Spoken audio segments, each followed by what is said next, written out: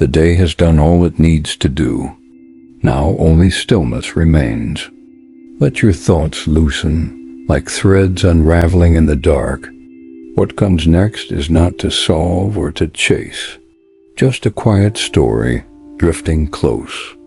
Perhaps it's a voice that remembers you, or a silence that has waited patiently. Let it meet you where you are, and let it lead you gently into rest. The desert stretched out like a forgotten promise, endless and unyielding under a sky bruised with dusk. Clara rode alone, her Mari's hooves kicking up dust that shimmered faintly in the fading light.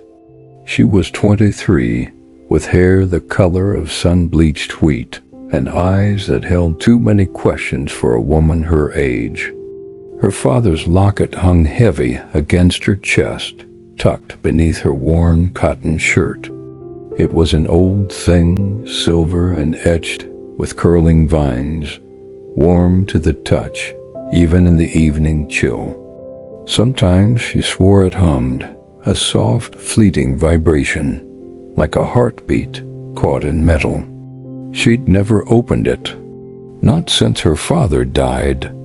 Clara had left Willow Creek 3 days ago, chasing a whisper of a name, Elias Kane. Her father's last words, gasped out in feverish delirium, had been about him. Find Elias, the Locket. He'll know. She didn't know if Elias was a savior or a snake, but he was her only lead. The trail led her to Dusthollow, a crumbling town nestled in a valley where the wind seemed to carry voices that didn't belong.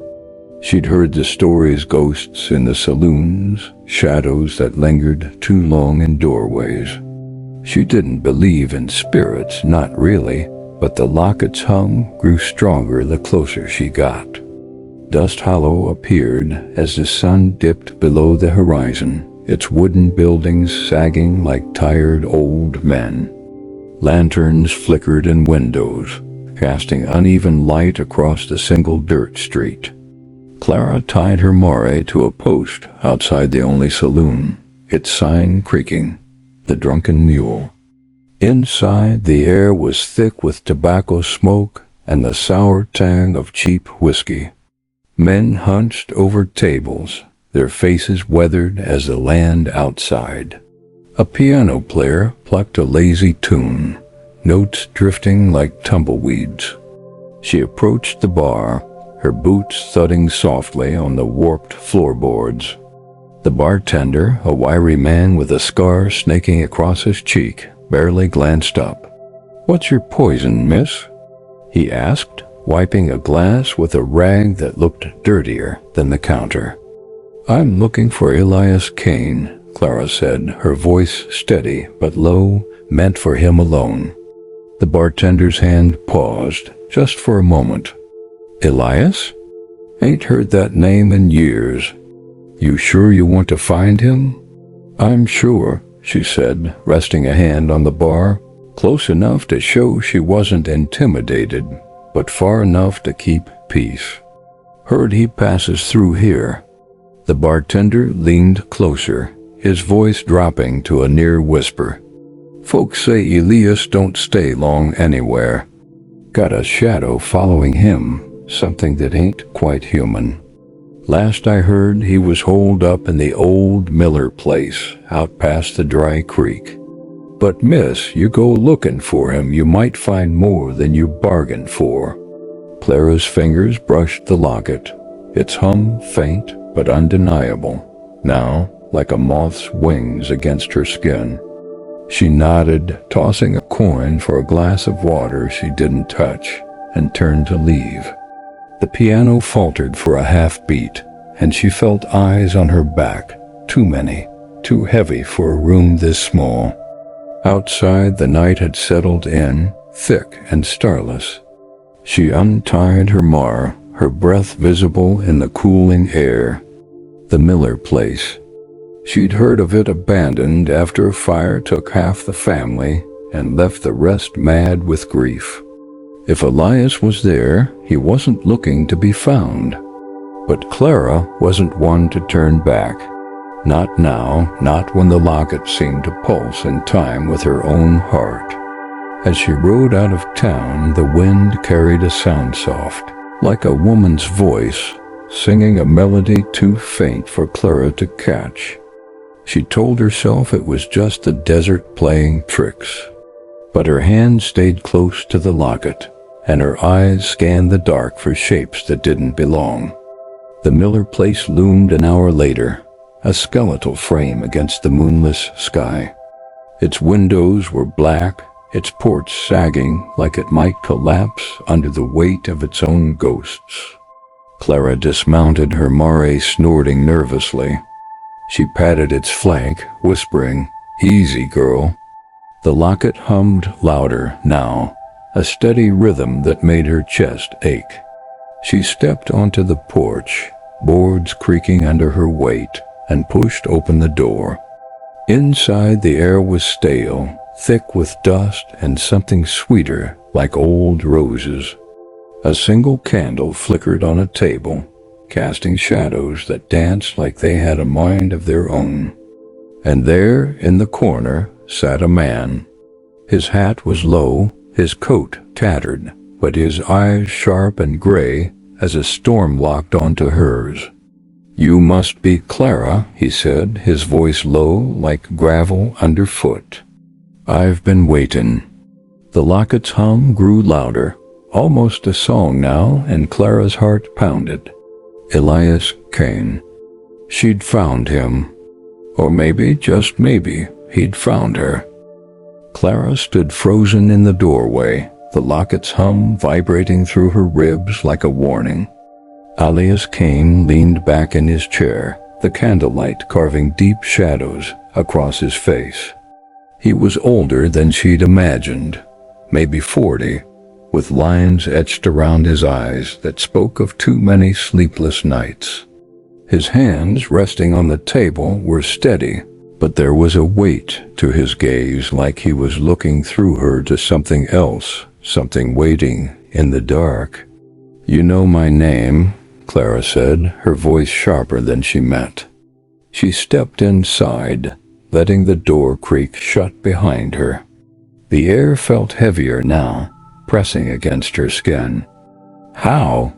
Elias tilted his head, a faint smile tugging at his lips. "Your father talked about you. Said you'd come looking one day. Said you'd have that locket." Her hand went to it instinctively, fingers curling around its warm silver. "You knew my father?" "Better than most," Elias said, his voice softening, but there was an edge to it, like a blade wrapped in cloth. "John was a good man. Too good for the secrets he kept." Clara's chest tightened. Her father had been a quiet man, a blacksmith who worked hard and spoke little. But in his final days, his fevered ramblings had hinted at a life she didn't know, debts unpaid, promises broken. She'd thought it was the sickness talking. Now she wasn't so sure. "What secrets?" she asked, taking a step closer. The floorboards groaned and the locket's hum shifted, a note higher, almost urgent. Elias didn't answer right away. He stood moving with a slow grace that made her think of a wolf circling prey. He crossed to a cracked window, staring out into the night. "That locket ain't just a keepsake, Clara. It's a key, and it's been humming because it knows you're here." "A key to what?" Her voice trembled just a little, and she hated herself for it. He turned, his eyes catching the candlelight like polished steel. "To a promise your father made. One he didn't keep. One I'm still paying for." Clara's pulse quickened. She wanted to press him, to demand answers, but something in his tone held her back. The room felt smaller now, the shadows thicker, curling like smoke. She glanced at the candle, its flame steady, but too bright, like it was burning something other than wax. "Sit," Elias said, gesturing to a chair across from him. "This ain't a story for standing." She hesitated, then sat, keeping her back straight and her hands in her lap, close to the knife tucked in her belt. Elias noticed his eyes flicked to her waist, and that faint smile returned, like he found her caution amusing. "Your father and I," he began, settling back into his chair, "we were partners once. Not in business, not in crime, but in something bigger. We found something out here in the desert years ago, something that wasn't meant to be found. The locket was part of it. So was she." "She?" Clara's voice was barely a whisper. The locket's hum pulsed, a rhythm that matched her heartbeat. Elias leaned forward, his voice dropping low. "Her name was Layla. She was everything. To your father, to me. But she's gone now. And what's left of her is tied to that locket. It hums because she's still here, in a way, waiting." Clara's throat went dry. She wanted to laugh, to call him mad, but the locket's warmth against her skin felt alive, insistent. "You're saying it's haunted?" "Not haunted," Elias said, his eyes narrowing. "Bound. There's a difference. Lila made a choice, and that locket carries it. Your father was supposed to protect it, but he didn't. Now it's on you." She shook her head, her mind spinning. "I don't even know what it does. It's just a locket." Elias reached into his coat and pulled out a small leather-bound journal, its pages yellowed and curling. He slid it across the table. "Read this. Your father's words.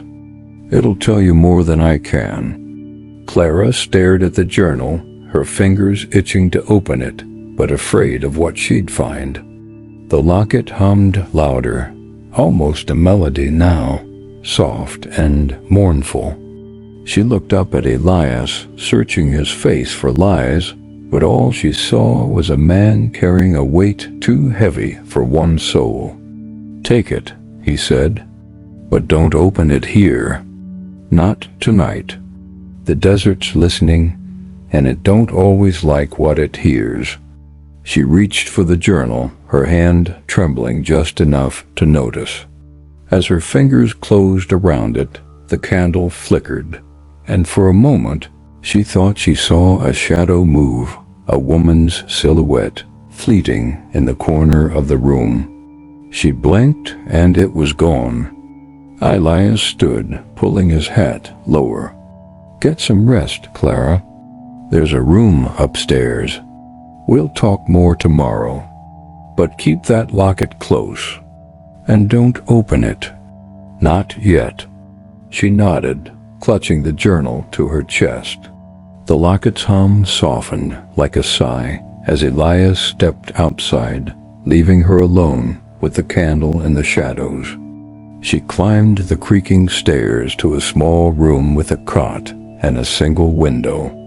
Lying down, she held the journal, its weight heavier than it should have been. The locket rested against her heart, warm and alive. Outside, the wind sang, and for a moment, Clara thought she heard a woman's voice again, calling a name she couldn't quite make out. She closed her eyes, the locket's hum lulling her toward sleep, and wondered what promises her father had broken and what they would cost her. Clara stood frozen in the doorway, the locket's hum vibrating through her ribs like a warning. Elias Kane leaned back in his chair, the candle light carving deep shadows across his face. He was older than she'd imagined, maybe 40, with lines etched around his eyes that spoke of too many sleepless nights. His hands, resting on the table, were steady, but there was a weight to his gaze, like he was looking through her to something else, something waiting in the dark. "You know my name?" Clara said, her voice sharper than she meant. She stepped inside, letting the door creak shut behind her. The air felt heavier now, pressing against her skin. "How?" Elias tilted his head, a faint smile tugging at his lips. "Your father talked about you. Said you'd come looking one day. Said you'd have that locket." Her hand went to it instinctively, fingers curling around its warm silver. "You knew my father?" "Better than most," Elias said, his voice softening, but there was an edge to it, like a blade wrapped in cloth. "John was a good man, too good for the secrets he kept." Clara's chest tightened. Her father had been a quiet man, a blacksmith who worked hard and spoke little. But in his final days, his fevered ramblings had hinted at a life she didn't know, debts unpaid, promises broken. She'd thought it was the sickness talking. Now she wasn't so sure. "What secrets?" she asked, taking a step closer. The floorboards groaned, and the locket's hum shifted, a note higher, almost urgent. Elias didn't answer right away. He stood, moving with a slow grace that made her think of a wolf circling prey. He crossed to a cracked window, staring out into the night. "That locket ain't just a keepsake, Clara. It's a key, and it's been humming because it knows you're here." "A key to what?" Her voice trembled just a little, and she hated herself for it. He turned, his eyes catching the candlelight like polished steel. "To a promise your father made. One he didn't keep. One I'm still paying for." Clara's pulse quickened. She wanted to press him, to demand answers, but something in his tone held her back. The room felt smaller now, the shadows thicker, curling like smoke. She glanced at the candle, its flame steady but too bright, like it was burning something other than wax. "Sit," Elias said, gesturing to a chair across from him.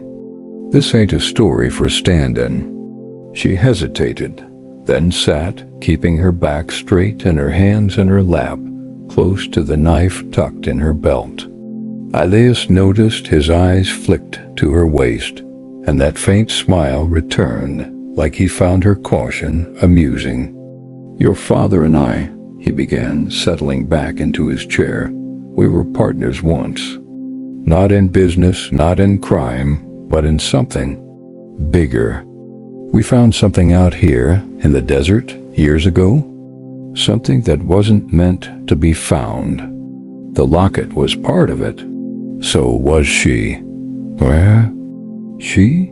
Clara's voice was barely a whisper. The locket's hum pulsed, a rhythm that matched her heartbeat. Elias leaned forward, his voice dropping low. "Her name was Lila.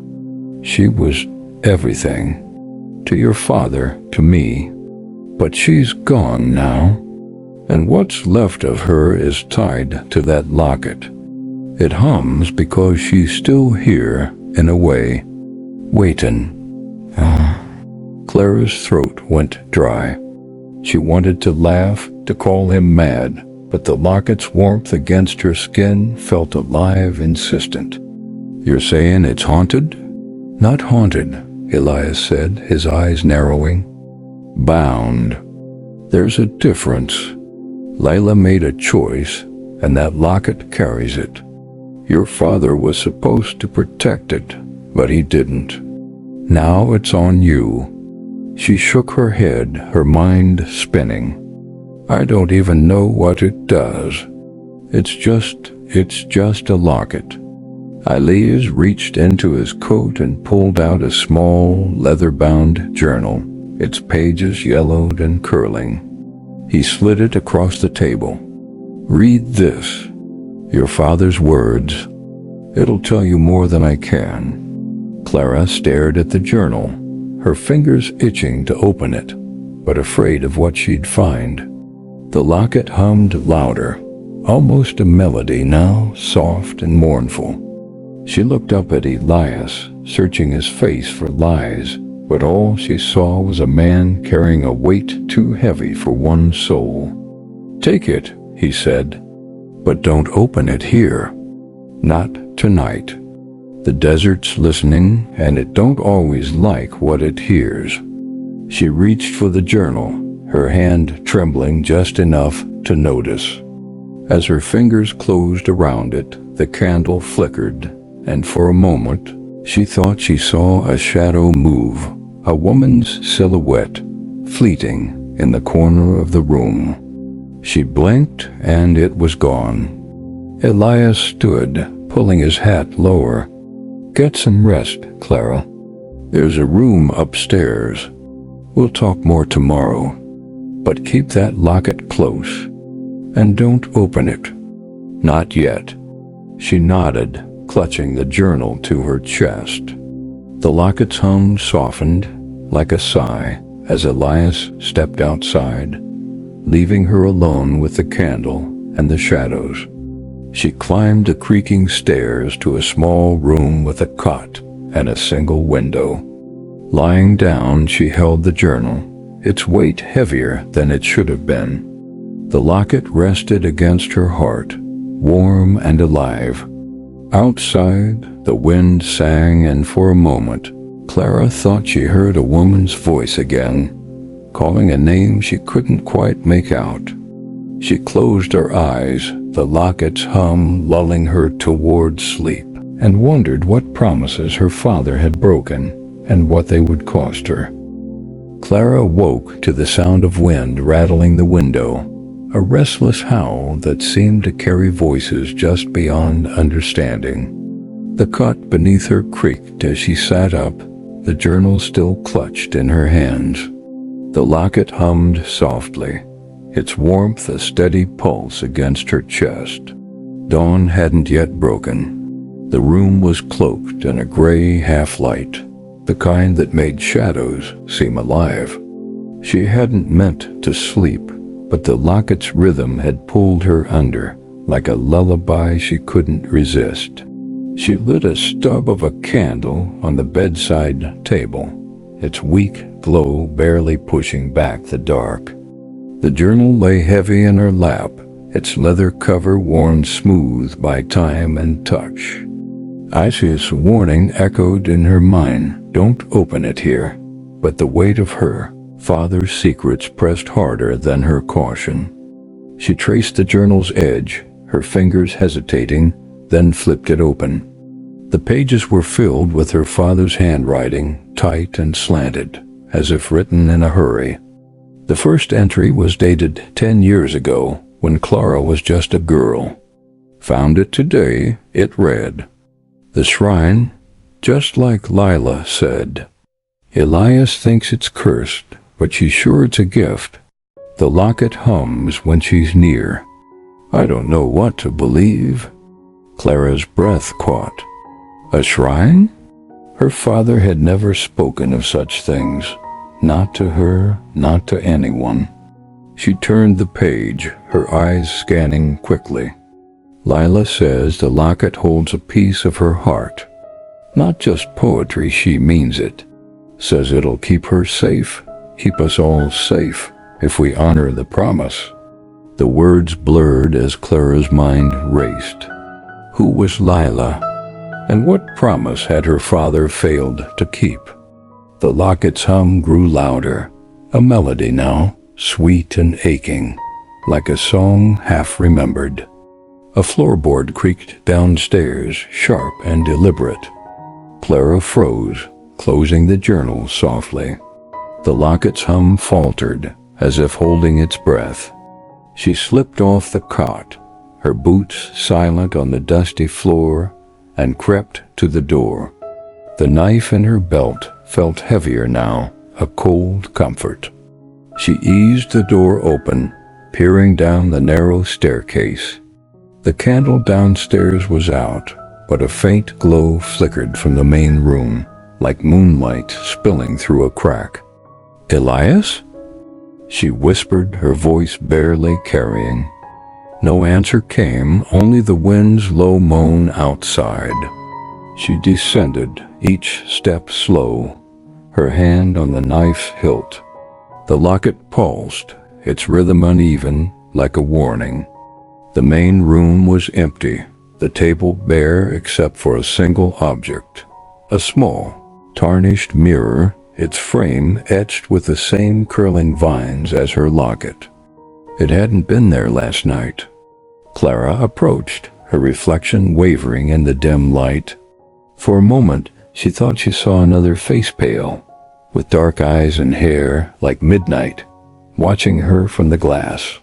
She blinked, and it was just her own face, tired and tense. Clara. The voice was soft, a woman's, coming from nowhere and everywhere. She spun, her knife half drawn, but the room was still empty. The locket burned against her skin, its hum, now a song, clear and mournful, weaving through the air. Clara, don't. The voice again, urgent, inside her head or outside, she couldn't tell. She backed away from the mirror, her heart pounding. The journal slipped from her hand, hitting the floor with a dull thud. She knelt to pick it up, and as her fingers brushed the pages, a new sound joined the locket's song, a low, rhythmic tapping, like footsteps circling the house. She stood, her breath shallow, and moved to the window.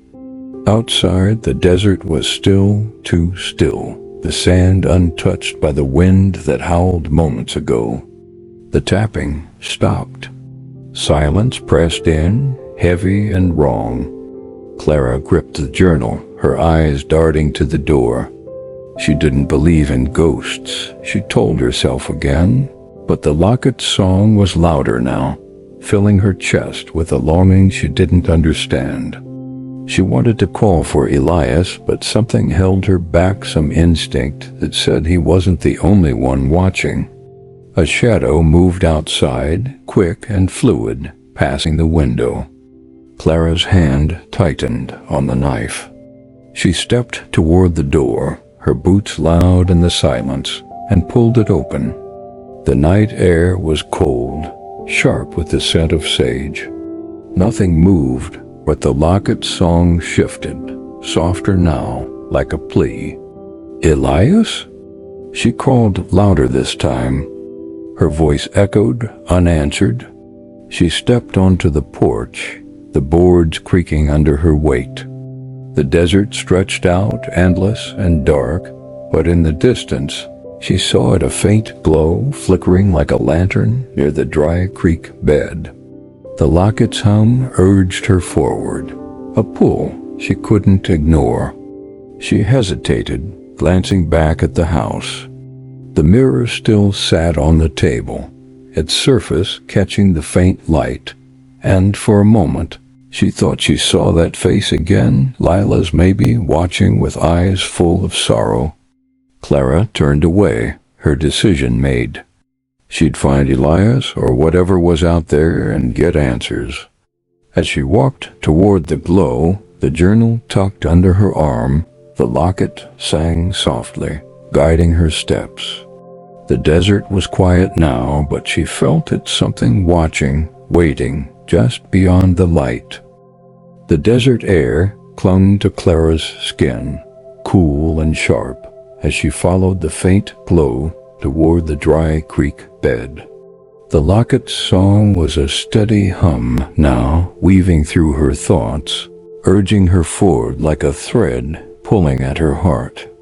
The journal, tucked under her arm, felt heavier with each step, as if her father's words were anchoring her to the earth. The glow flickered ahead, steady but distant, like a star fallen too close to the ground. Her boots crunched on the cracked earth, the only sound in a night too quiet, too still. She didn't call for Elias again.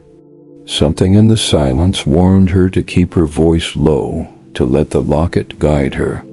The glow grew brighter as she neared the creek bed, a shallow scar in the desert where water hadn't run in years.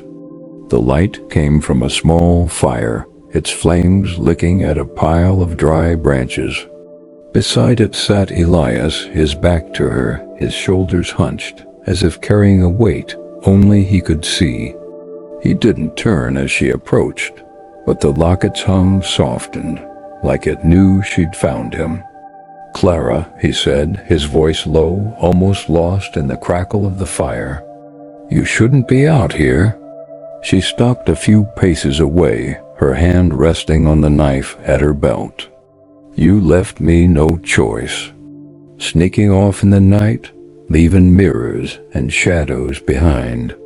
"What's going on, Elias?" He turned then, his face half lit by the fire, his eyes catching the flames like they held their own light.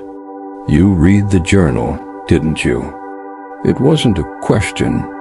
He stood, brushing dust from his coat, and stepped closer. "I told you to wait." "I waited long enough," Clara said, her voice steady despite the locket's pulse quickening against her chest.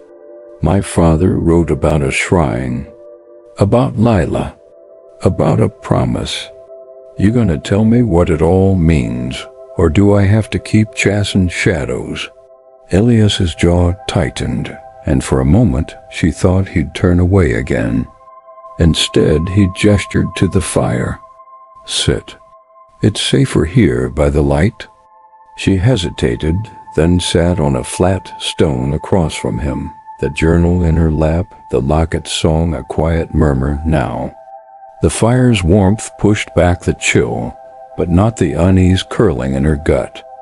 Elias stared into the flames, his hands clasped, as if searching for words in the embers. "Lila was. She was the heart of us," he began, his voice soft but heavy. "Me, your father, hey, we were bound by something bigger than friendship. Love, maybe, but not the kind you're thinking. It was deeper, like family, but chosen. We found a place out here, a shrine hidden in the rocks. Old as the desert itself, older maybe. It wasn't gold or jewels that made it special. It was alive, in a way. And Lila, she understood it." Clara leaned forward, the locket's hum vibrating in time with her pulse. "Understood what?" Elias's eyes met hers, sharp and searching. The shrine held a power. Not magic, not exactly, but something that listened. Lila said it could bind a soul, keep it safe even after death. She was sick, Clara. Dying slow, and she knew it. She chose the locket, poured a piece of herself into it, so she could stay. So she could protect us. Clara's breath hitched. The locket felt heavier, its warmth almost burning. "You're saying she's in here?" Her fingers brushed the silver, the hum rising, soft and pleading. "Not all of her," Elias said, his voice breaking just a little. "Just enough. Enough to keep the promise alive. Your father was supposed to take the locket far away, keep it hidden. But he didn't. He kept it, gave it to you. And now it's calling her back." Clara's mind spun, the journal's pages flashing in her memory. Her father's fear, his doubt. "Why didn't he tell me?" "Because he was ashamed," Elias said, his voice barely above a whisper. "He broke the promise. He was supposed to destroy the shrine after Lila made her choice, but he couldn't. He thought he could save her, bring her back somehow. Instead, he left it open, and something else found it." "Something else?" Clara's voice trembled, the locket's song louder now, filling the air around the fire. Elias nodded, his eyes flicking to the darkness beyond the flames. "The shrine don't just hold souls. It draws them. Things that ain't human. Things that want what Lila left behind. They're out there, Clara. Watching. waiting for you to open that locket." Her hand closed around it, protective, afraid. The fire cracked, sending sparks into the night, and for a moment, she thought she saw a shape in the shadows, a figure, tall and thin, just beyond the light. She blinked and it was gone, but the locket's hum turned sharp, almost a cry. "What happens if I open it?" she asked, her voice barely steady. Alias's face darkened. "You let her out. Maybe you free her. Maybe you free something else. I don't know anymore. But Lila's still here, Clara. She's trying to tell you something. That's why the locket sings." The fire dimmed, as if the night itself pressed closer.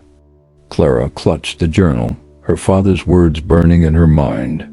She wanted to run, to ride back to Willow Creek and forget this place.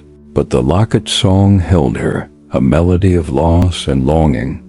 She looked at Elias, his face worn and weary, and realized he was as trapped as she was.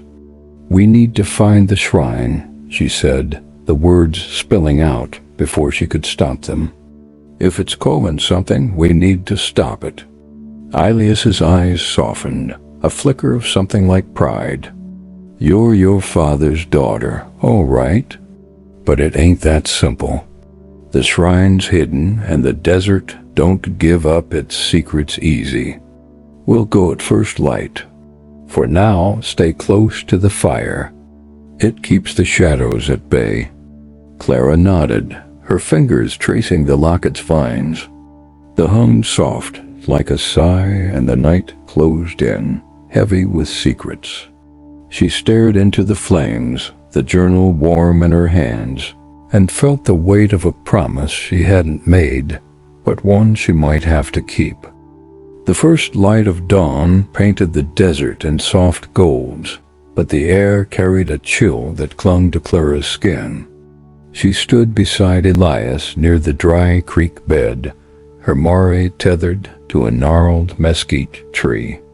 The journal was tucked in her saddlebag, its secrets weighing heavier than the leather that bound it. The locket hummed softly, a steady rhythm that felt like a heartbeat, urging her toward the unknown.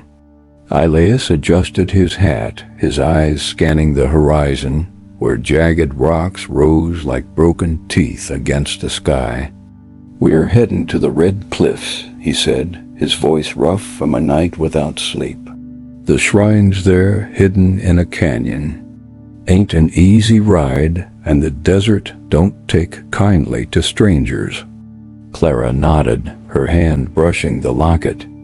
Its song was clearer now, a melody that wove through her thoughts, both comforting and unsettling. "How do you know it's still there?"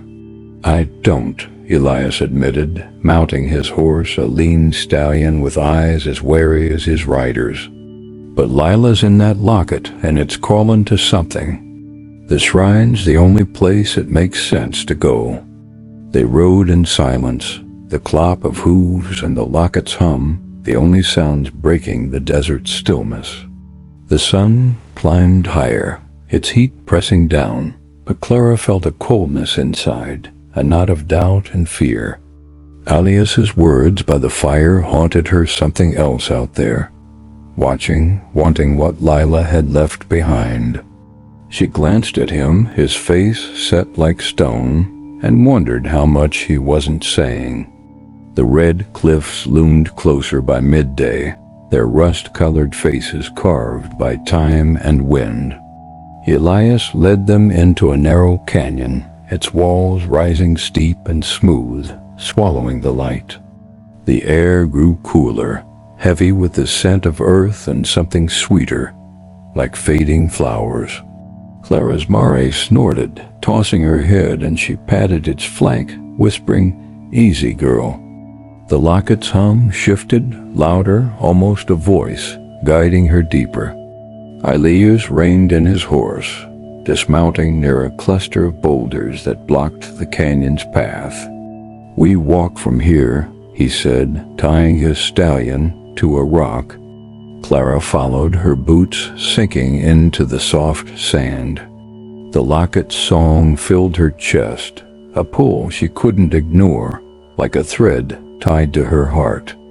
They squeezed through a gap in the boulders, emerging into a hidden hollow. The canyon walls curved inward, forming a natural chamber, open to the sky. In the center stood a structure low, circular, made of smooth stones fitted so tightly they seemed grown together. Vines, dry and brittle, clung to its edges, their patterns echoing the Locket's design. The air here was thick, alive with a hum that matched the Locket's, resonating in Clara's bones. "This is it," Elias said, his voice low, almost reverent. He stepped closer, his hand hovering over the stones. The shrine. Lila's choice was made here. Clara approached, the Locket's song swelling, a melody of longing and loss. She knelt by the shrine, her fingers brushing the stones. They were warm, pulsing faintly, like the Locket itself. "What do we do now?" she asked, looking up at Elias. He didn't answer right away. His eyes were fixed on the shrine, his face tight with something like fear or guilt. "We listen," he said finally. "Layla's trying to tell us something. The Locket's the key, but it's up to you to hear her." Clara's hand closed around the Locket, its warmth spreading through her palm. She closed her eyes, letting the hum fill her, letting the melody become words. "Clara, keep it safe. Don't let them take it." The voice was soft, a woman's, laced with urgency. "Leela." Clara's eyes snapped open, her breath shallow. "She's here," she whispered. "She's talking to me." Elias knelt beside her, his hand on her shoulder, steady but tense. "What's she saying?" "She wants me to keep it safe," Clara said, her voice trembling. "Something's coming for it." "For her." Elias's grip tightened, his eyes darting to the canyon walls. The light shifted, a cloud passing over the sun, and for a moment, Clara thought she saw movement shapes, tall and thin, flickering at the hollow's edge. The Locket's hum turned sharp, a warning cry, and she stood, her hand on her knife. "We ain't alone," Elias said, his voice low and hard. He drew a pistol from his coat, its barrel glinting in the dim light. "Stay close to the shrine. It's her ground. They won't cross it easy." Clara's heart pounded, the Locket's song a frantic pulse now. She scanned the hollow, seeing nothing but shadows, but feeling them pressing closer, like a storm gathering. "What are they?" she asked, her voice barely steady. "Echoes," Elias said, his eyes never leaving the canyon's edge. "Things the shrine drew in. They want what Lila gave her heart, her soul. They've been waiting for someone to bring the Locket back." The air grew heavier, the hum of the shrine and Locket blending into a single, aching note. Clara clutched the journal, its weight a reminder of her father's failure and her chance to make it right. "We can't let them have it," she said, her voice firm despite the fear clawing at her chest. "Leela's counting on us." Elias nodded, a flicker of respect in his eyes. "Then we hold the line, till we know what she needs us to do." The shadows shifted again, closer now, their forms indistinct, but alive with intent.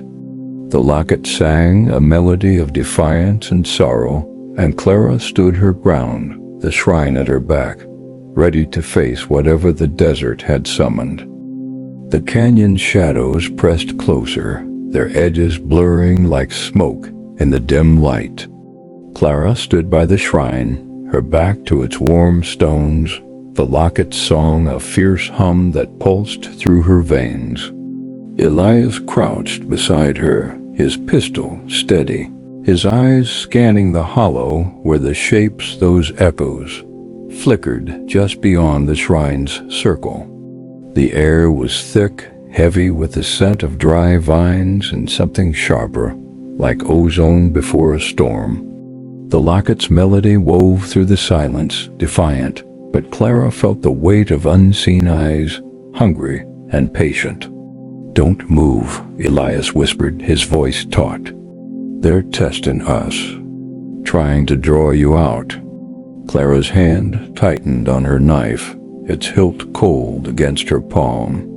The journal, tucked into her belt, pressed against her hip, a reminder of her father's words and his failures. "What do they want with Lila?" she asked, her voice low, barely steady.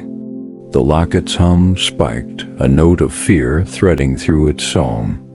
Elias's jaw clenched, his gaze fixed on a shadow that seemed to sway, taller than the rest. Her soul strong, pure. They feed on that. The shrine's been empty too long, and they're starving. Clara's breath caught. The locket burned against her chest, its warmth almost painful. She wanted to tear it off, to throw it into the desert and run, but Lila's voice, soft, urgent, echoed in her mind. Keep it safe. She couldn't abandon her, not now.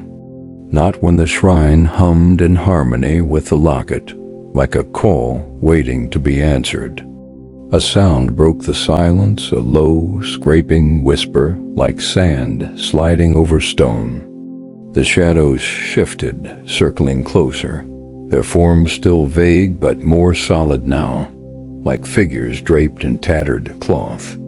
Clara's heart pounded, the locket's song rising, a melody of resistance. She glanced at Elias, his face grim, his pistol trained on the nearest shape. "Stay in the circle," he said, his voice hard. "The shrine's hers. They can't touch you here." But the shadows didn't seem to care. One stepped forward, its form sharpening, a tall, thin figure, its face a blur of darkness where eyes should have been. The locket's hum turned sharp, a cry, and Clara felt a tug, like something pulling at her chest. She gripped the locket, her fingers trembling. "They're trying to take it," she gasped. Elias fired, the shot cracking through the canyon. The shadow flinched, dissolving into mist, but others took its place, their whispers growing louder, a chorus of need and hunger. Clara's knees buckled, the locket's song overwhelming, filling her with images Lila's face, pale and fierce, her hands pressing the locket closed, her voice pleading.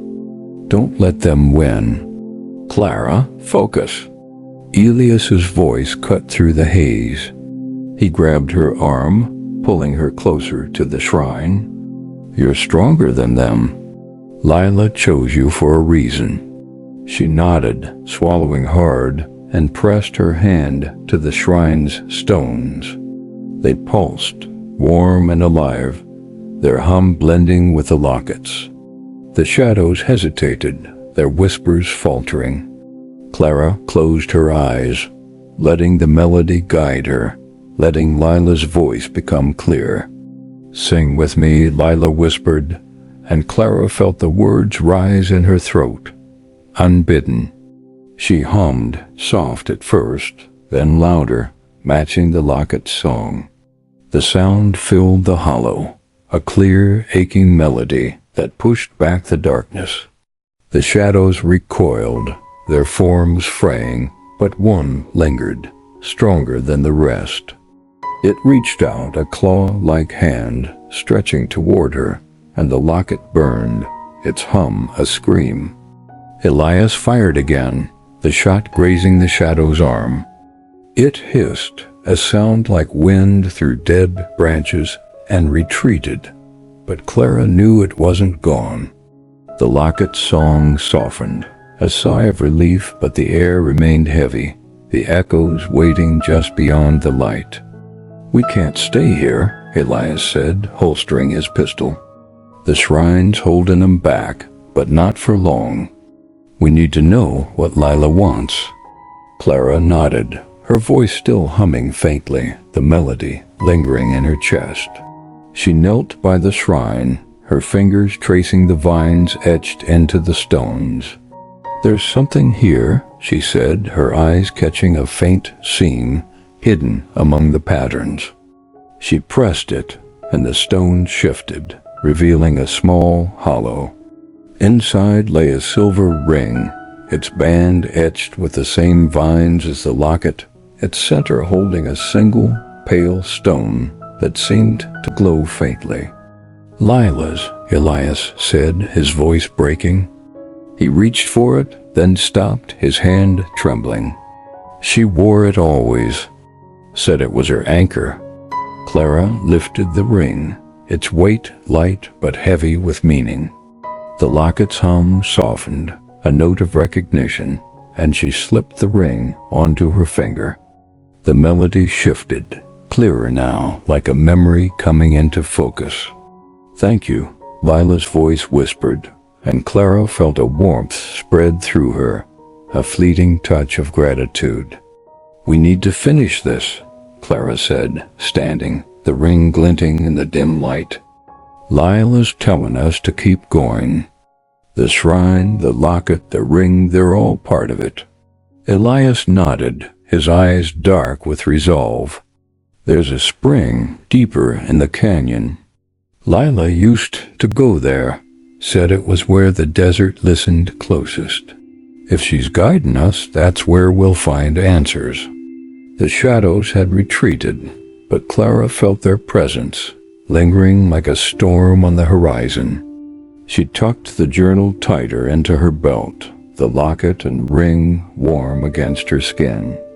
The shrine's hum faded as they left the hollow, but the locket's song remained, a steady guide through the canyon's twists. As they walked, the desert seemed to watch, its silence alive with whispers.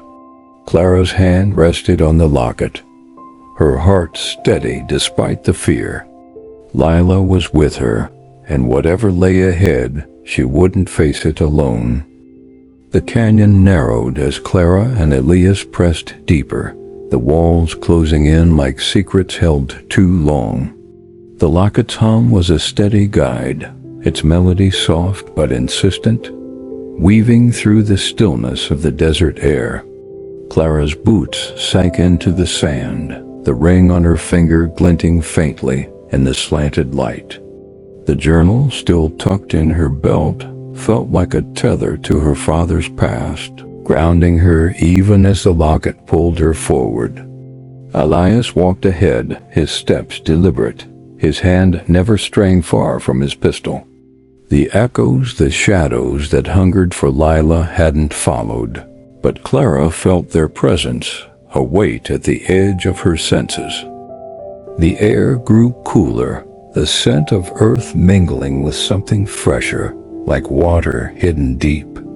The locket's song shifted, brighter, almost hopeful, as they rounded a bend and found the spring. It was a small pool, nestled in a cradle of smooth rocks, its surface catching the light. Tiny white flowers clung to the edges, their petals trembling in the faint breeze. The hum of the locket blended with a soft trickle, the water's voice joining Lila's melody. "This is it," Elias said, his voice low, almost reverent. He knelt by the spring, his fingers brushing the water. "Lila loved this place. Said it was where the desert's heart beat." Clara knelt beside him, the locket's warmth spreading through her chest. She dipped her hand into the spring, the water cool and clear, sending ripples across the surface. The ring on her finger seemed to glow, its pale stone catching the light. "She's here," Clara whispered, closing her eyes. The locket's song swelled, and Lila's voice came clearer than before, soft but urgent. "Clara, the spring, it remembers. Finish it. Finish what? Clara asked aloud, her eyes opening. She looked at Elias, his face tight with something like sorrow or fear. He stood wiping his hand on his coat. Lila made her choice here by this spring, poured her heart into the locket. But it wasn't just to stay with us. It was to protect something. Something the shrine was guarding. Clara's hand closed around the locket, its hum a pulse that matched her own. What was it guarding? Elias hesitated, his eyes flicking to the canyon walls, as if expecting the shadows to return. A promise, he said finally. Not just to us, but to the desert itself. The shrine was old, older than anyone knows. Lila said it held a balance, kept things in their place. She bound herself to it to keep it safe. But when your father didn't destroy it, that balance broke.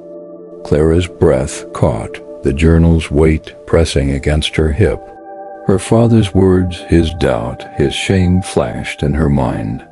So the echoes, they're here because of him? Elias's jaw tightened. Partly. But they're here for you now. The Locket's calling him, and they won't stop till they have it or till we finish what Lila started. The Locket's song turned sharp, a note of warning, and Clara stood, her hand on her knife. The spring's surface rippled, though no breeze stirred the air. She glanced at Elias, his pistol drawn, his eyes scanning the canyon. They're back, she said, her voice steady, despite the fear curling in her gut. Not yet, Elias said, but his tone was grim. But they're close. The spring's strong, like the shrine. It'll hold him off, but we don't have much time. Clara nodded, her fingers tracing the locket's vines. The ring on her finger felt heavier, its glow brighter. She knelt again, pressing her hand to the spring's edge where the flowers grew. The locket's hum guided her, and she noticed a stone half buried, etched with the same curling vines. She dug it free, revealing a small, flat disc, its surface worn, but marked with symbols she didn't understand. "What's this?" she asked, holding it up. The locket's song softened, a sigh of recognition, and Lila's voice whispered, "The seal, it binds." Elias's eyes widened. "That's the seal. Lila used it to close the shrine, to keep the balance. Your father was supposed to hide it, but he left it here." Clara turned the disc in her hands, its weight light but heavy with meaning. The locket's hum blended with the spring's trickle, a harmony that felt like a call to act. "We need to take it back to the shrine," she said, her voice firm, "to finish what she started." Elias nodded, but his face was troubled. "It ain't that simple, Clara. The seal's powerful, but it needs a will to hold it. Lila's will is in the locket, but you're the one carrying it now. You'll have to make the choice." Clara's heart pounded, the locket's warmth almost burning. "What choice?" He looked at her, his eyes dark with something like regret. "To bind yourself like she did, or to let it go and hope the desert don't take more than it's owed." The spring's ripples stilled, and the air grew heavy, the locket's song a melody of sorrow and resolve. Clara clutched the seal, the ring and locket warm against her skin. She thought of her father, his broken promises, and of Lila, her voice pleading for the balance to be restored. The journal's weight reminded her of the cost of failure and the chance to make it right. "We go back," she said, standing, "to the shrine, whatever it takes." Elias's eyes softened, a flicker of respect. "You're braver than your father, Clara. Maybe braver than me."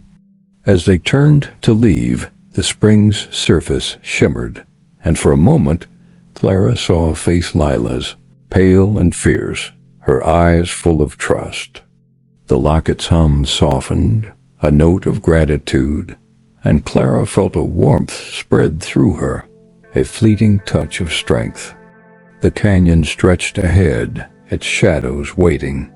Clara held the seal tight, the locket's song guiding her steps, ready to face the echoes and the choice that lay beyond. The canyon's walls loomed higher as Clara and Elias retraced their steps toward the shrine, the seal clutched tightly in her hand. The locket's hum was a constant companion, its melody now a blend of resolve and urgency, like a heartbeat quickening before a storm. The ring on her finger glowed faintly, its pale stone catching the fading light of the afternoon. The journal, still pressed against her hip, felt like a silent witness to her father's choices and her own. Elias walked beside her, his pistol at the ready, his eyes scanning the shadows that seemed to shift just beyond sight. The air grew heavier as they neared the shrine's hollow, the scent of dry vines and earth mingling with something sharper, like a memory of rain that never fell. The locket's song pulsed stronger, sensing with the faint hum of the shrine ahead, a call and response that made Clara's chest ache.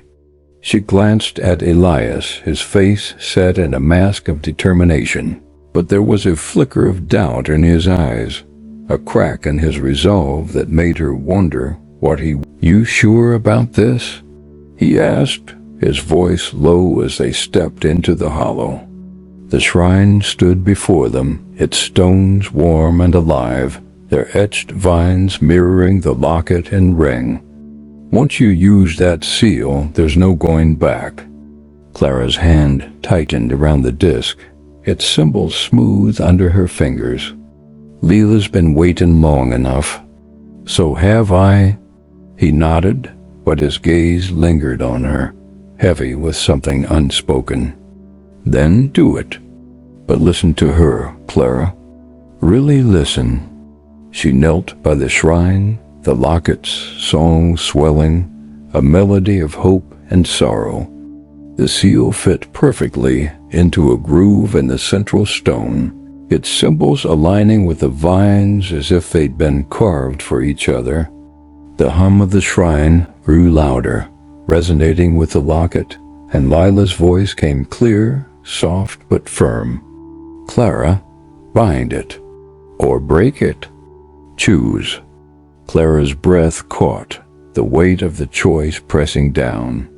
Bind herself to the shrine like Lila had, or break the cycle and let the desert take what it was owed. Her father's journal flashed in her mind, his fear, his failure to destroy the shrine, his hope to save Lila. She looked at the ring, its glow steady, and felt Lila's presence, warm and fierce, urging her to decide. The air shifted, a cold gust swirling through the hollow. The shadows, the echoes returned, their forms sharper now, circling the shrine's edge. Their whispers filled the air, a chorus of hunger and desperation, pulling at the locket's song. Clara's heart pounded, the seal warm in her hand, the locket burning against her chest. She pressed the seal deeper into the stone, and the shrine pulsed, a wave of warmth spreading through the hollow.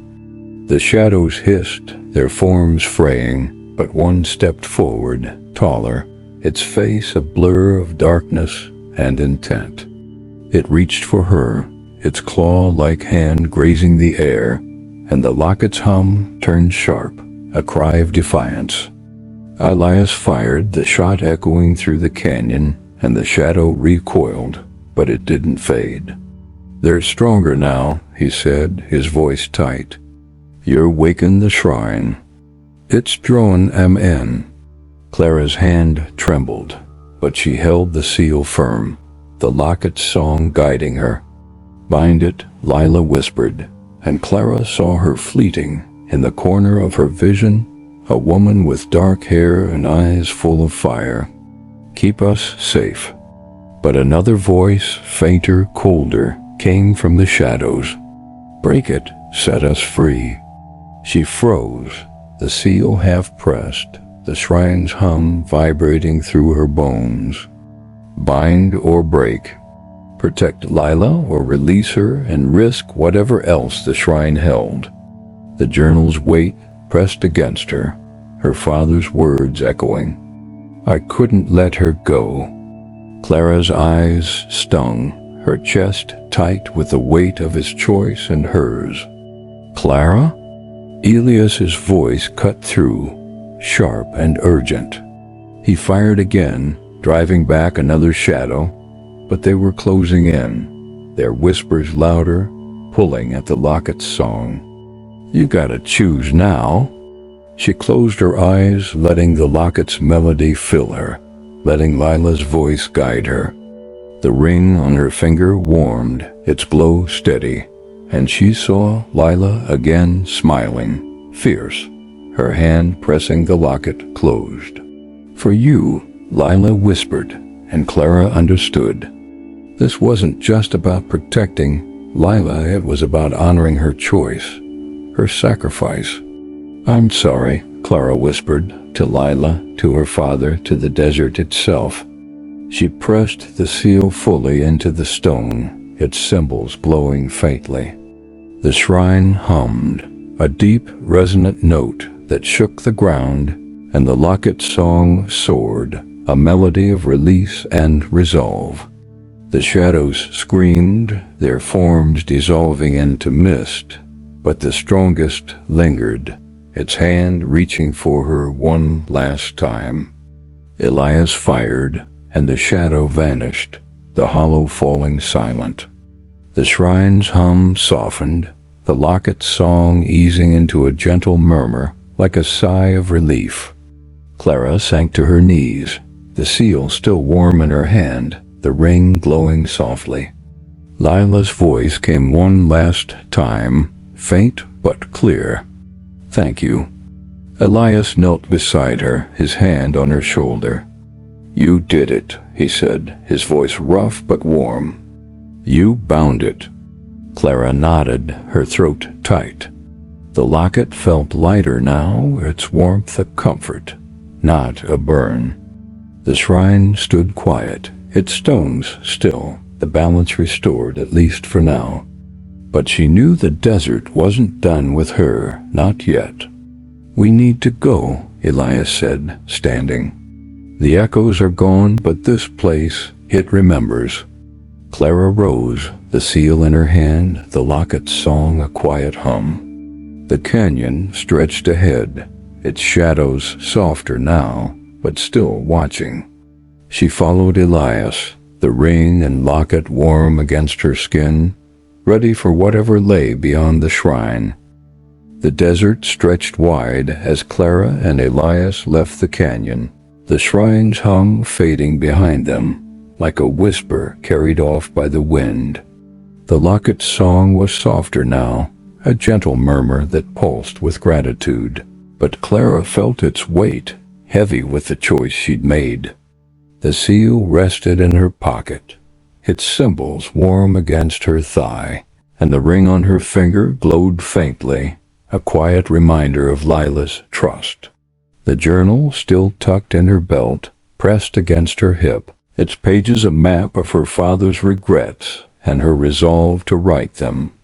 Elias led the way, his horse's hooves kicking up dust that shimmered in the late afternoon light. His silence was heavy, his eyes fixed on the horizon where Dusthollow's sagging rooftops waited. Clara rode beside him, her mare steady, but her thoughts churned. The echoes were gone, driven back by the shrine's power, but the desert felt alive, watching, as if it knew the balance was fragile. You think it's over? She asked, her voice low, barely carrying over the Locket's hum. Elias glanced at her, his face weathered and tired. For now. You bound the shrine, kept Lila safe. But the desert, don't forget. Neither does she.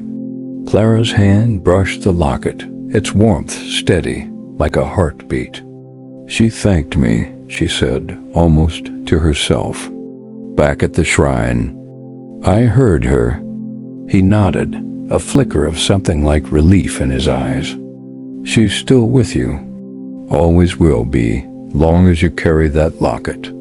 They reached Dusthollow as the sun dipped low, painting the sky in streaks of crimson and gold. The town was quiet, its single street empty, except for a stray dog nosing through the dust.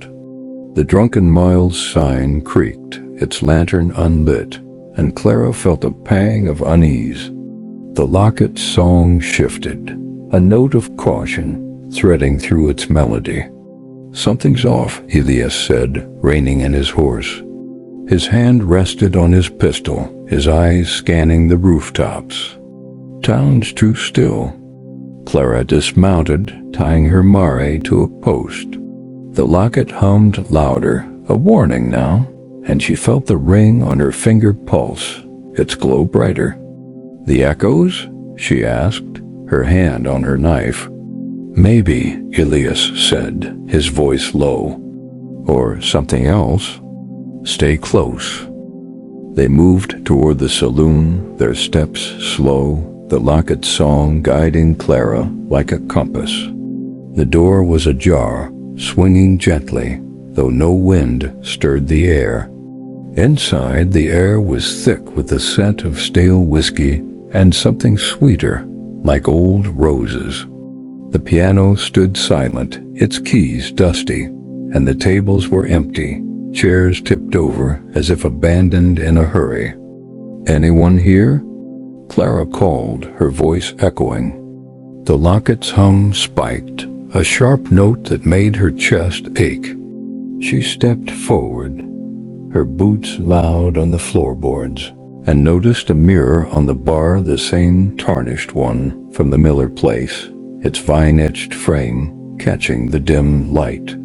That shouldn't be here, Elias said, his pistol drawn. He approached the mirror, his reflection distorted, and Clara saw it too, a flicker of movement, a shadow behind the glass. Not their own. Layla? Clara whispered, her hand on the locket. The song softened, but the ring glowed brighter, and she felt a pull, like a thread tugging at her heart. She stepped closer, her reflection blurring, and for a moment she saw her Lila, pale and fierce, her dark eyes pleading. Not yet, her voice whispered, faint but clear. It's not done. The mirror shimmered, and a shadow moved within it, tall and thin, its form sharper than the echoes in the canyon. Clara's breath caught, the Locket's hum turning frantic. Elias grabbed her arm, pulling her back. Don't look at it, he said, his voice sharp. It's not her. The shadow in the mirror reached out, its claw-like hand pressing against the glass, and the Locket's song turned into a cry, a melody of fear and defiance. Clara clutched the seal in her pocket, its warmth grounding her. What is it? She asked, her voice trembling. Something older, Elias said, his pistol trained on the mirror. The shrine held it back, but it's been waiting. It wants the locket and you. Clara's heart pounded, the journal's weight a reminder of her father's failure. She thought of his words, his shame, and Lila's voice, urging her to finish what he couldn't. She stepped back, her hand on the locket, and hummed softly, matching its melody. The ring glowed, its light pushing against the shadow's darkness, and the mirror's surface rippled, the shadow recoiling. We need to destroy it, Clara said, her voice firm despite the fear. The mirror. It's their way in. Elias nodded, his eyes hard. Stand back. He fired, the shot shattering the glass, fragments scattering across the bar. The shadow hissed, a sound like wind through dead branches, and the Locket's song softened, a sigh of relief. But the air remained heavy, the scent of roses stronger now, and Clara felt it something still watching, waiting. "We can't stay here," Elias said, holstering his pistol. "The town ain't safe till we know what's left." Clara nodded, the Locket's hum steady now, a guide through the uncertainty. She followed Elias outside, the seal and ring warm against her skin, the journal a quiet burden. The desert stretched before them, its silence alive with whispers, and Clara knew the Locket's song wasn't done, not yet. The dusk settled over Dusthollow like a heavy blanket, the sky bruised with purples and grays. Clara and Elias stood outside the drunken mule, their horses tethered nearby, the Locket's hum a quiet pulse against Clara's chest. The shattered mirror inside the saloon had silenced the shadow's hiss, but the air still carried a weight, thick with the scent of roses and something older, like time itself lingering too long. The seal in her pocket felt warm, the ring on her finger glowed faintly, and the journal at her hip pressed against her, a reminder of the promises she was now bound to keep. "We need to know what's left," Clara said, her voice steady despite the unease curling in her gut. The Locket's song was soft but insistent, a melody of caution and resolve. That shadow in the mirror, it wasn't like the echoes. It knew me. Elias nodded, his eyes scanning the empty street. "It's older, stronger. The shrine held it back, but it's been waiting for the Locket to come close. For you." He adjusted his hat, his hand resting on his pistol. "We need to find where it's coming from. And we need to do it before it finds us again." Clara's hand brushed the Locket, its warmth a tether to Lila's voice. She thought of the journal, her father's words about the shrine, and his failure to destroy it. "The Miller place," she said, the idea forming as she spoke. "That's where I found you, where the mirror first showed up. It's tied to this, ain't it?" Elias's jaw tightened, a flicker of something guilt maybe crossing his face. "Could be. The house has been empty since the fire, but it's old. Older than Dusthollow. Lila used to say it held memories the desert couldn't forget." They mounted their horses, the Locket's hum guiding Clara like a star in the darkening sky. The ride to the Miller place was silent, the desert stretching around them, its silence alive with whispers. The house loomed ahead, its skeletal frame black against the twilight, its windows like eyes that saw too much. Clara's Mari snorted, uneasy, and she patted its flank, whispering, "Easy, girl." The Locket's song shifted, louder now, a melody of warning. They dismounted, tying their horses to a sagging fence. The porch creaked under their weight, the door hanging open, inviting yet forbidding. Inside, the air was stale, thick with dust, and that same rose scent, cloying and heavy. The Locket's hum filled Clara's chest, its rhythm quickening, and the ring on her finger pulsed, its glow casting faint shadows on the walls. "Stay sharp," Elias said, his pistol drawn, his voice low. He moved ahead, his boots soft on the warped floorboards. Clara followed, her knife in hand, the seal warm in her pocket. The main room was as she'd left it, the table bare, the candle gone. But the air felt different, charged, like a storm waiting to break. The Locket's song spiked, a sharp note that made Clara pause. She turned, her eyes catching a glint in the corner, a small silver frame, half hidden behind a broken chair. She approached, her heart pounding, and lifted it.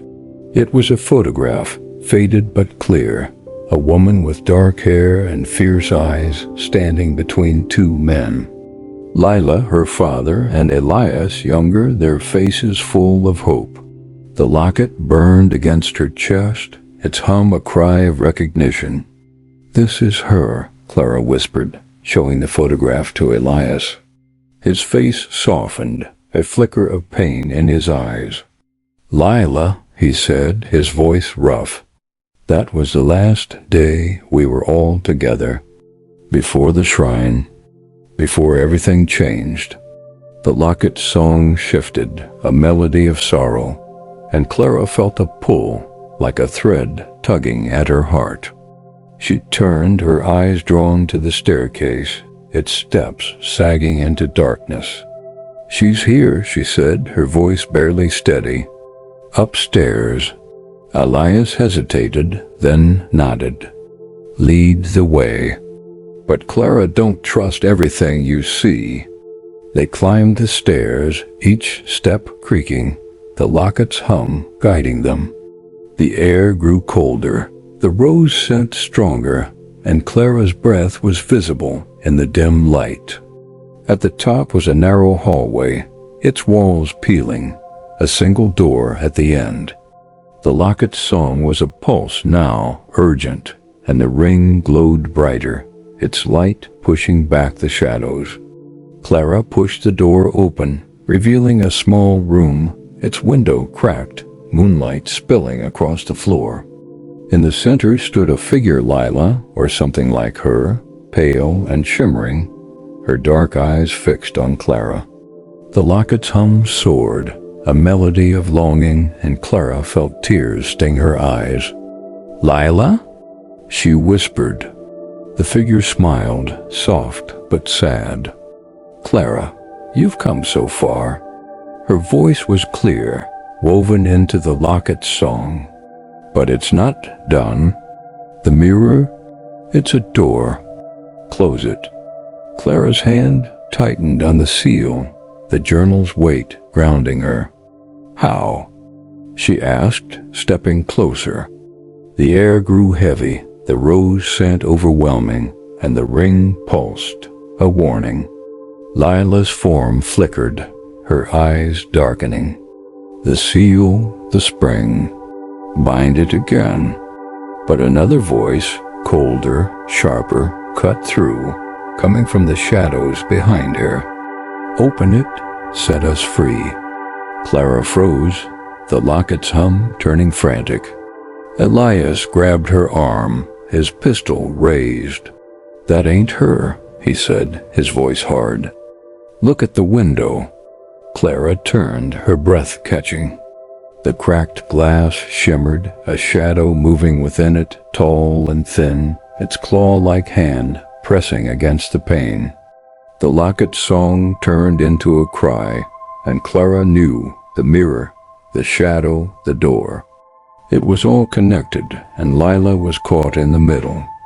"We need to go back to the spring," she said, her voice firm despite the fear. "To finish this." Lila's form faded, her voice a whisper. "Hurry." The shadow in the window hissed, and the locket's hum steadied, a guide through the darkness. Clara and Elias backed out, the house watching as they left, ready to face the desert's final secret. The desert night wrapped around Clara and Elias as they rode back toward the canyon, the stars above sharp and unyielding. The locket's hum was a steady pulse, its melody now a blend of urgency and resolve, guiding them like a beacon. The seal in Clara's pocket felt heavier, its warmth a reminder of the shrine's power, while the ring on her finger glowed softly, a tether to Lila's trust. The journal, pressed against her hip, carried her father's words, a quiet burden she couldn't set down. The air was thick with the scent of sage and something sweeter, like roses lingering on the wind. Clara's mare moved steady beneath her, but her heart raced, the memory of the shadow in the Miller Place's window burning in her mind. It wasn't just an echo, it was something older, hungrier, and it knew her name. Elias rode beside her, his face set, his pistol holstered but ready. He hadn't spoken since they left Dusthollow, but his silence was heavy, like he was carrying secrets as old as the desert itself. "We're close," he said finally, his voice low as the canyon's red cliffs rose ahead, their edges black against the starlit sky. "The spring's where it ends. Lila's guiding us there." Clara nodded, her hand brushing the locket. Its song was clearer now, a melody of defiance and hope, and she felt Lila's presence, warm and fierce, urging her forward. "That shadow," she said, her voice barely carrying over the hoofbeats. "It's not just after the locket, is it? It wants me." Elias glanced at her, his eyes dark with something like regret. "You're carrying her heart, Clara. That makes you part of this, whether you want it or not. The shadow's been waiting for someone to open the door, and you're holding the key." The canyon swallowed them as they rode deeper, its walls narrowing, the air cooling with the scent of earth and water. The locket's hum grew louder, sensing with the faint trickle of the spring ahead, a harmony that made Clara's chest ache. They dismounted near the cluster of boulders, tying their horses, and moved on foot, the locket's song a guide through the dark. The spring glimmered in the moonlight, its surface smooth, the tiny white flowers at its edge glowing like stars. Clara knelt, the seal in her hand, the ring pulsing on her finger. The locket's melody swelled, and Lila's voice came clear, soft but urgent. "Clara, the spring." Closed the door. The journal's weight pressed against her, her father's failure to destroy the shrine echoing in her mind. "How do I do it?" Clara whispered, her fingers tracing the seal's symbols. The spring's surface rippled, though no breeze stirred, and she saw her reflection, then Lila's, pale and fierce, her dark eyes pleading. Elias stood beside her, his pistol drawn, his eyes scanning the canyon's edges. "The seal," he said, his voice tight. "Use it here, like at the shrine. Bind it to the spring. Lila's will is in you now." Clara nodded, her heart pounding. She pressed the seal to the spring's edge, where the flowers grew, and found a groove, hidden among the stones, its vines matching the lockets. The seal fit perfectly, its symbols glowing faintly, and the spring hummed, a deep, resonant note that blended with the locket's song. The air grew heavy, the rose scent overwhelming, and Clara felt a pull, like a thread tugging at her soul. The canyon's shadows shifted, and the shadow, the older one, appeared, its form tall and thin, its face a blur of darkness. It stood at the spring's edge, its claw-like hand reaching, and the locket's hum turned sharp, a cry of defiance. Clara's hand trembled, but she held the seal firm, the ring glowing brighter, its light pushing against the shadow's darkness. "Stay back," Elias shouted, firing a shot that grazed the shadow's arm. It hissed, a sound like wind through dead branches, but didn't retreat. The locket's song soared, a melody of resistance, and Clara hummed along, her voice weaving with Lila's, filling the canyon. The shadow lunged, its hand grazing Clara's arm, cold and sharp like a blade. She gasped, the locket burning against her chest, and pressed the seal deeper into the stone. The spring pulsed, a wave of warmth spreading through the air, and the shadow recoiled, its form fraying. Lila's voice came stronger, "Close it now." And Clara saw her, standing in the spring's reflection, her hands pressing the locket closed, her eyes full of fire. Clara pushed with all her strength, the seal locking into place. The spring's hum shook the ground, the locket song a triumphant cry, and the shadow screamed, dissolving into mist. The air stilled, the rose scent fading, and the locket's hum soft, a gentle murmur of gratitude. Lila's reflection smiled, faint but clear, and her voice whispered, "You did it." Clara sank to her knees, the seal warm in her hand, the ring glowing softly. Elias knelt beside her, his hand on her shoulder. "It's done," he said, his voice rough but warm. "You closed the door." She nodded, her throat tight, the journal's weight a quiet comfort. The spring's surface was smooth now, its flowers still, the canyon silent. The locket felt lighter, its warmth a gentle embrace, and Clara knew Lila was safe bound, but at peace. "We should go," Elias said, standing. "The desert's quiet now, but it won't forget." Clara rose, the seal in her pocket, the locket's song a quiet hum. The canyon stretched behind them, its shadows soft, and she followed Elias, ready to leave the spring and its secrets behind.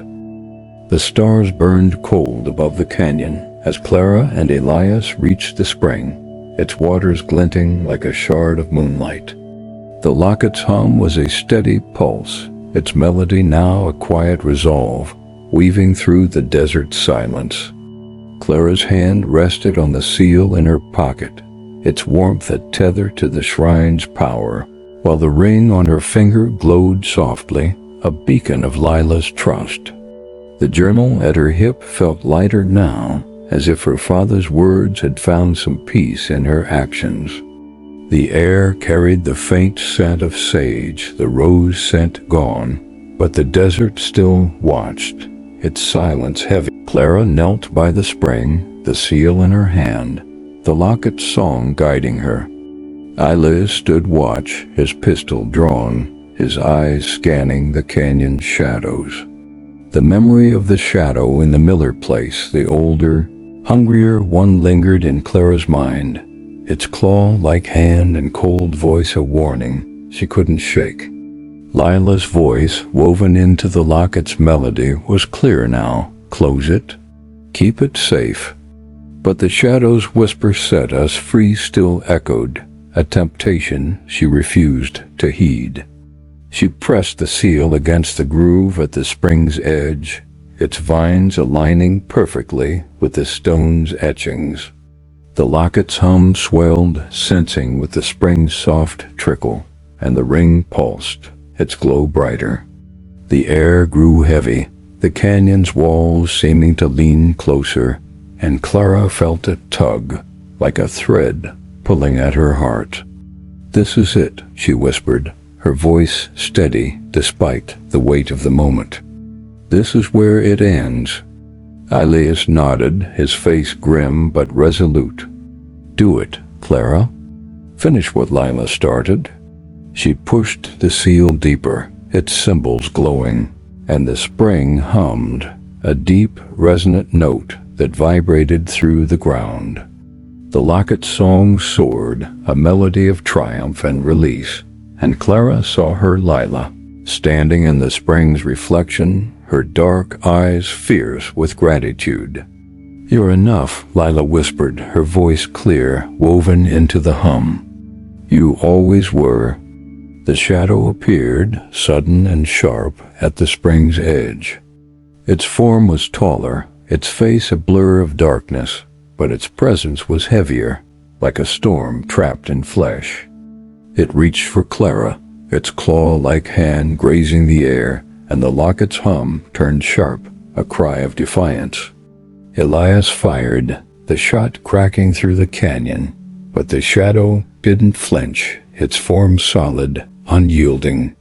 "Clara now!" Elias shouted, his voice tight with urgency.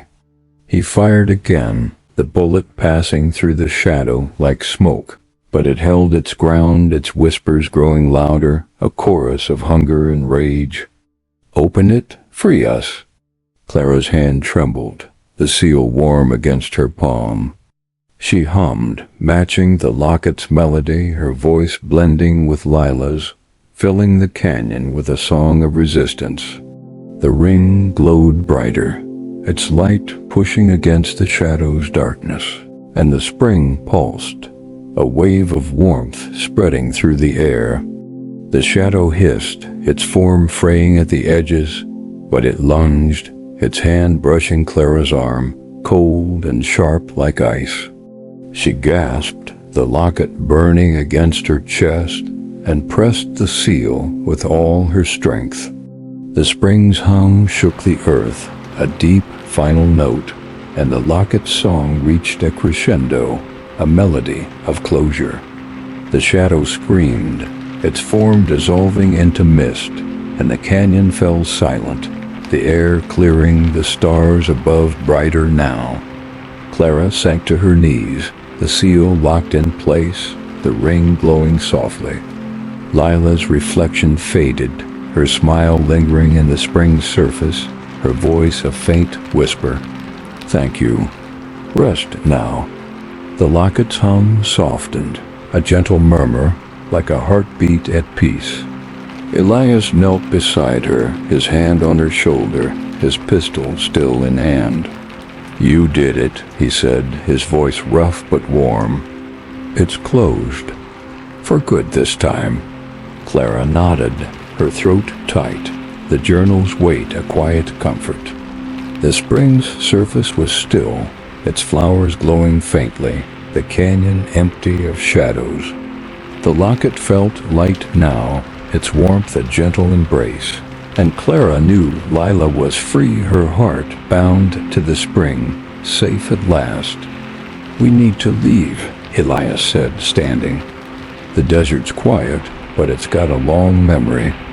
Clara rose, the seal in her pocket, the locket's song a quiet hum. She looked at the spring one last time, its waters calm, reflecting the stars. The journal felt like a promise kept, her father's regrets eased by her choice. She followed Elias, the ring glowing softly, ready to leave the canyon and its secrets behind.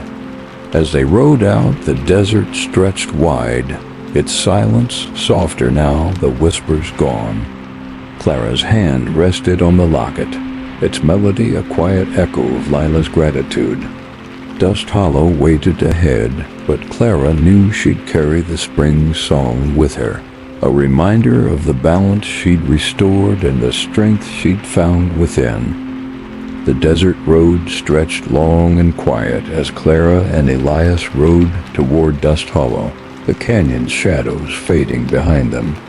The locket's hum was a soft murmur now, a gentle echo of Lila's gratitude, its warmth a steady comfort against Clara's chest. The seal rested in her pocket, its weight a reminder of the spring's closure, while the ring on her finger glowed faintly, a quiet testament to the balance restored. The journal at her hip felt lighter, as if her father's regrets had finally found peace in her actions. The stars above burned bright, the air clean of the rose scent, but Clara knew the desert's memory lingered, watching her every step. Elias rode beside her, his face softened by the starlight, his silence less heavy now. "You did what your father couldn't," he said, his voice low but warm. "Lila's at rest. The spring's sealed. That's no small thing." Clara nodded, her hand brushing the locket. Its melody was faint, not all spirits seek to frighten. Some just wish to be remembered. If their tale lingered with you, let it rest with your breath. Sleep well tonight. And if you hear a whisper in your dreams, maybe it's just the end of the story.